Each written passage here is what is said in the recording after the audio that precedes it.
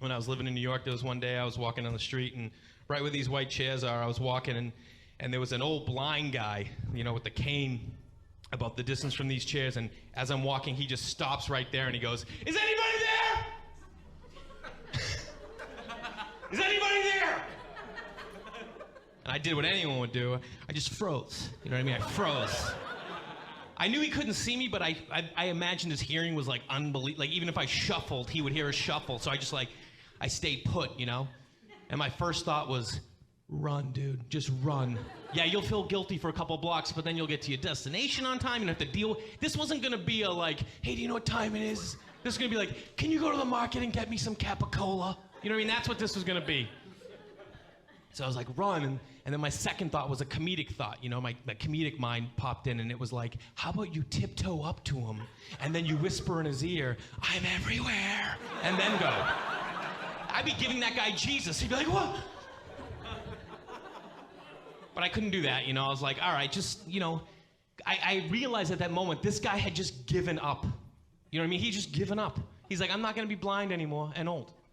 Whoever's around, they're gonna help. And I go, yeah, I'm here, man. And he goes, can you walk me home?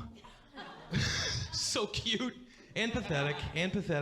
And I was like, where do you live, man? And he's like, it was like 82nd in New York. We were like at 83rd and 1st or something. It wasn't that far. And I was like, all right, man. And I was thinking, like, I started to get selfish thoughts. I'm like, oh, maybe we'll bond. Maybe we'll connect. Maybe I'll help the old blind guy, and we'll have like a scent of a woman moment. He'll be like, tell me what you see! And I'll be like, I see a woman on a balcony. She's watering a plant. She's wearing a red dress. And he's like, I had sex once. And I'd be like, tell me about your life. Didn't happen. Guy was a total dick. Total dick. At one point, he kicked me.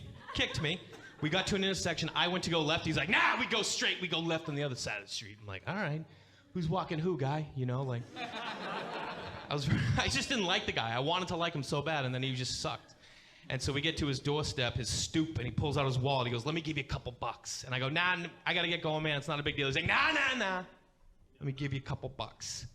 It's like, all right. He pulled out his wallet, and he like started thumbing, you know, he's thumbing, they thumb it up, you know what I mean? They like, I don't know what they do. They're feeling something. They got some process. And he's thumbing it up, and I don't know if he's old or what, but he had a single, and 100. Single, 100. And he pulled out the two singles to give them to me, you know? And I gently put my hand on his arm and I go, sir, I don't mean to offend you, but you're giving me a single and a $100 bill. And for the first time in our interaction, he smiled and he said, you know, it's good to know there are some nice, honest people in the world. And he put the single back in and he pulled out the 100. And as he turned to me to give me the $101, a single tear rolled down his cheek. And he said, you're a good person. And I took the $101 and I said, no, you're a good person. And if it costs $101 to give an old man some happiness, then goddamn it, that's what it costs. That's what it costs.